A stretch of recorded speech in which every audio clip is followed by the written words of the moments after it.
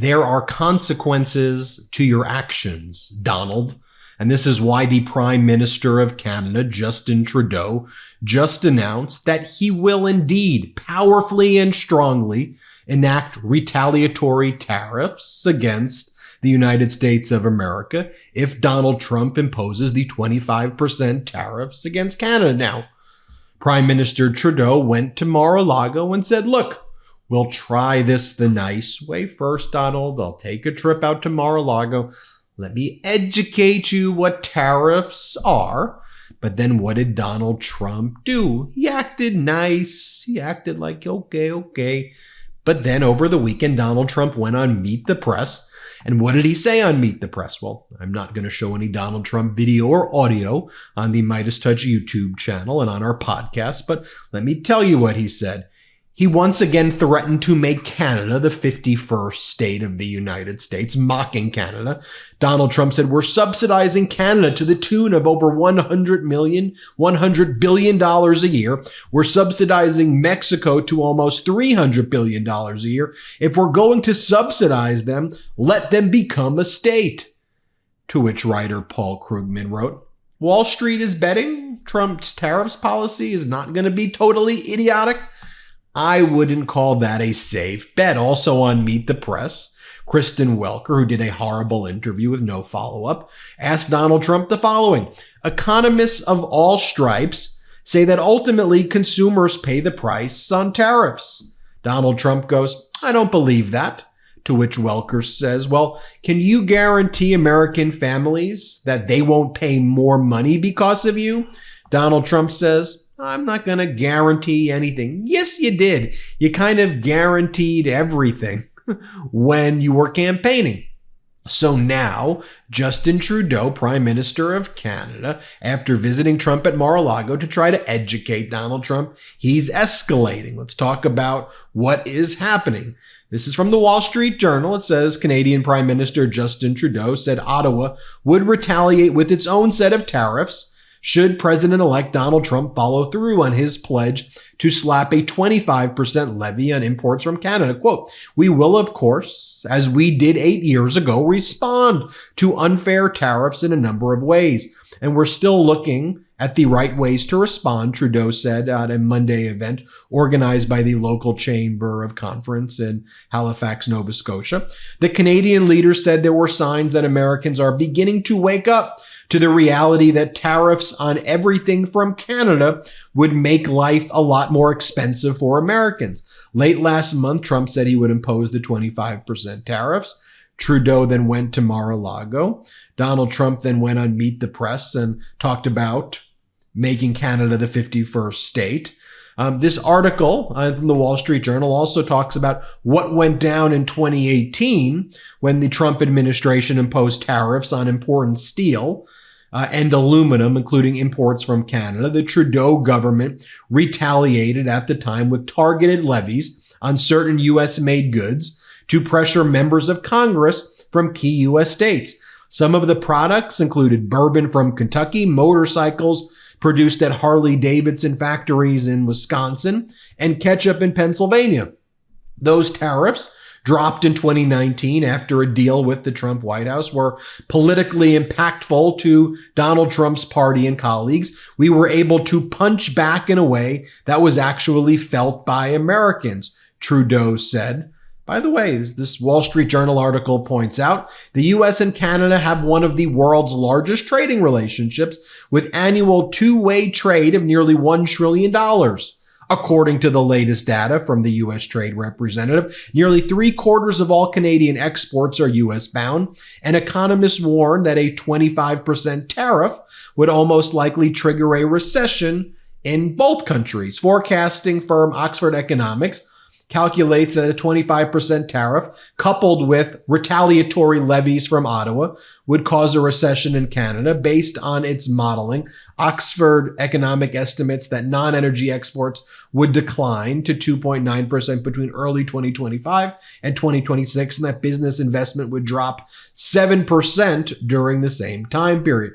As Amir Salmanovic says, One simple question, maybe to Donald Trump, you should have asked Kristen Welker. Can you explain what a tariff is, Mr. Trump? No one's ever asked him that, not once. Yet another opportunity wasted by Welker. This whole economists say it's bad is pointless. He should explain how tariffs work here. Here's a funny account on Blue Sky called God. They really never bothered to Google what tariff means, he says. And then here's a cartoon of Santa. Dear Santa, 25% tariff on toy imports from the North Pole. Donald J. Trump, just let's put some tariffs on Santa right there. By the way, this is Justin Trudeau from 2018 announcing the retaliatory tariffs imposed on the United States then. Here, play this clip. It would be with regret, but it would be with absolute certainty and firmness that we move forward with retaliatory measures on July 1st, applying equivalent tariffs to the ones that the Americans have unjustly applied to us.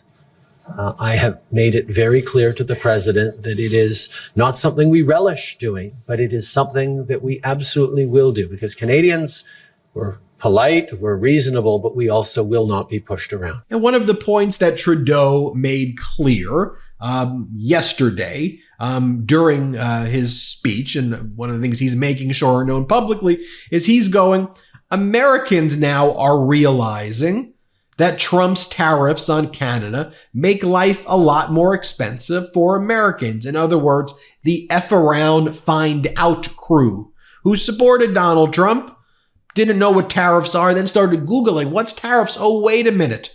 You're going to make my cost of living go up, up, up. All the prices you said you were going to decrease, which President Biden was decreasing, you're going to make it more expensive, right? By the way, Donald Trump was asked by Kristen Welker about that as well. Can you guarantee the American people? You heard what he said. No, I can't guarantee them. Prices will probably go up. Really? Really? Douglas Irwin cited the following from Paul Krugman's article. The bottom line from Paul Krugman's analysis of Trump's tariffs is the following. So what's the bottom line on the pros and cons of Trump's tariff proposal? Cons. The tariffs would impose large burdens on middle and lower income families. They probably wouldn't significantly reduce the trade deficit and might actually hurt American manufacturing. And unilateral U.S. tariff action would wreak havoc by fracturing the world trading system. Pros, I cannot think of any. By the way, Fox Business joins right now. They weigh in. They join, I guess, Truth for half a second after lying the entire election. Fox Business now says Trump's proposed tariffs could drive up food prices. Experts say grocery costs are between 20% to 20% higher than they were 4 years ago. Wait a minute. I thought like a miracle it was all going to go away. You were going to lower the price on the day one. No, wait a minute. They're going back up. This is from Fortune. Fear of Trump tariffs is causing Americans to stockpile toilet paper, medicine, and food before prices rise. Great work, Americans.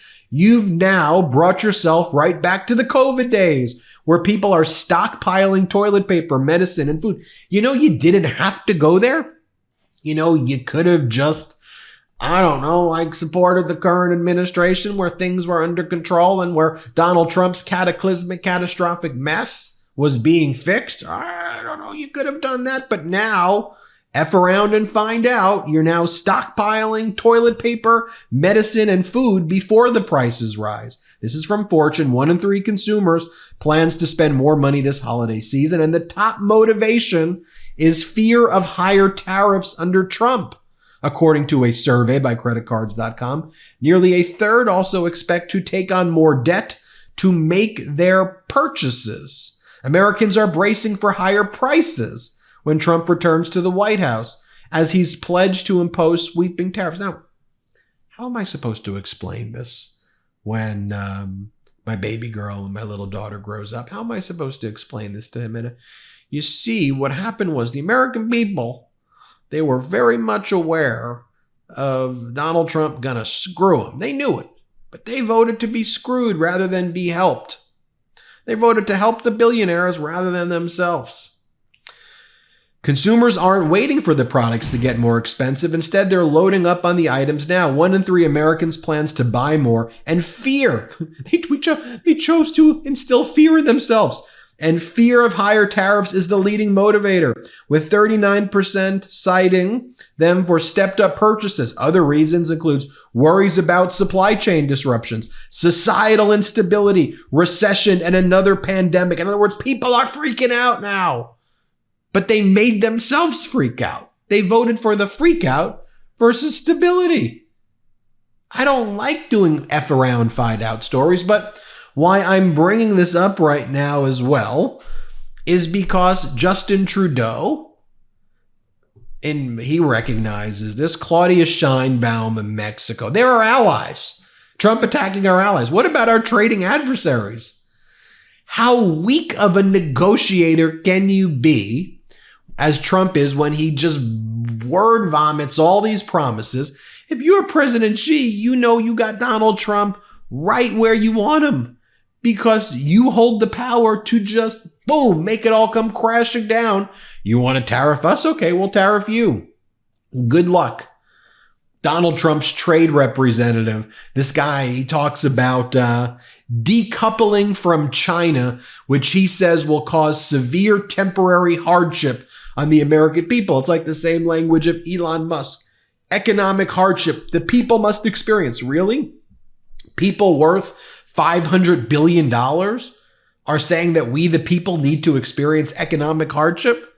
And just as a matter of negotiation, you're screwing your ability to even have legitimate conversations with people who you're going to tariff, because they know that the American people were promised a bill of goods and they can exploit that. Wall Street Journal writes, why tariffs could really pinch retailers this time, how retailers might respond to looming tariffs. Here's an interesting one. This is an example just how consumer prices will be impacted by the tariffs. A $40 toaster oven will now cost $48 to $52 after the tariffs.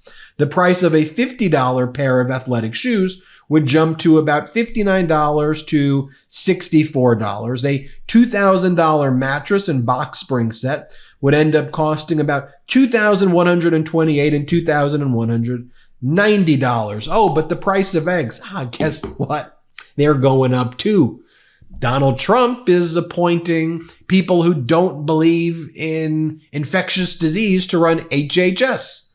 So you know how H5N1 right now, the avian flu, is out there, and how it's been detected in raw milk? Well, HHS wants to bring in raw milk, advocates for raw milk, pro-raw milkers. The pro-raw milkers, they want to run the HHS milk policy while you have an H5N1. And now Americans are citing their fear of another pandemic as a reason that they're stocking up on like toilet paper again. Like, I'm in the twilight zone here. So what do? Why am I telling you this? We got to call it out. We have to let people know. We have to be specific in our facts. And you can tell already Prime Minister Trudeau sees Trump as weak. All of our Canadian viewers were telling me, a lot of them, were saying, look, Ben, that was the right move for Trudeau to go to Mar-a-Lago. Start there, escalate pressure, make the Conservative Party, led by Pierre Poilievre, the Doug Fords, that crew that was sucking up to MAGA, make them look like the whiners and complainers and MAGA kiss asses that they are. Show you're the reasonable one. Call out the conservative MAGAs in Canada. Escalate responsibly. And you're all right. You're all right. Anyway, thanks for watching. Hit subscribe.